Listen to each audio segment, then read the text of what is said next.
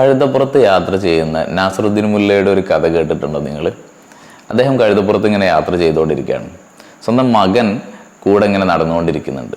ഇത് കണ്ട ആളുകൾ ചോദിച്ചു, ഇദ്ദേഹം എന്ത് മനുഷ്യനാണ്, സ്വന്തം മകനെ നടത്തിക്കുന്നു, അദ്ദേഹം സുഖമായിട്ട് കഴുതപ്പുറത്ത് യാത്ര ചെയ്യുന്നു, എത്ര ക്രൂരനായ മനുഷ്യനാണല്ലേ. കുറച്ചുകൂടെ സഞ്ചരിച്ചപ്പോൾ വേറൊരു ആൾക്കൂട്ടം. ആ സമയത്ത് ഇദ്ദേഹം നടക്കുകയാണ്, മകൻ കഴുതപ്പുറത്താണുള്ളത്. ഇത് കണ്ട ഉടനെ ആളുകൾ പറയാൻ തുടങ്ങി, ഈ മകൻ എന്തൊരു ക്രൂരനായ മനുഷ്യനാണ്, സ്വന്തം അച്ഛനെ നടത്തിക്കുന്നു, അദ്ദേഹം കഴുതപ്പുറത്ത് ഇങ്ങനെ സുഖമായിട്ട് യാത്ര ചെയ്യുന്നു. ഇവർ കുറച്ചുകൂടി മുന്നോട്ടേക്ക് എത്തി. അപ്പോൾ രണ്ടുപേരും കഴുതപ്പുറത്ത് കയറി. ഇത് കണ്ട ആളുകൾ പറയാൻ തുടങ്ങി, ഇത്രയധികം ഭാരം ആ കഴുതക്ക് താങ്ങാൻ കഴിയുമോ, എന്ത് ക്രൂരതയാണ് കാണിച്ചുകൊണ്ടിരിക്കുന്നത് എന്നുള്ളത്. കുറച്ചുകൂടെ സഞ്ചരിച്ചു. അപ്പോൾ വേറൊരു ആൾക്കൂട്ടമുണ്ട്. അപ്പോൾ അവരിൽ രണ്ടുപേരും നടന്നുകൊണ്ടിരിക്കുകയാണ്, കഴുത കൂടെയുണ്ട്.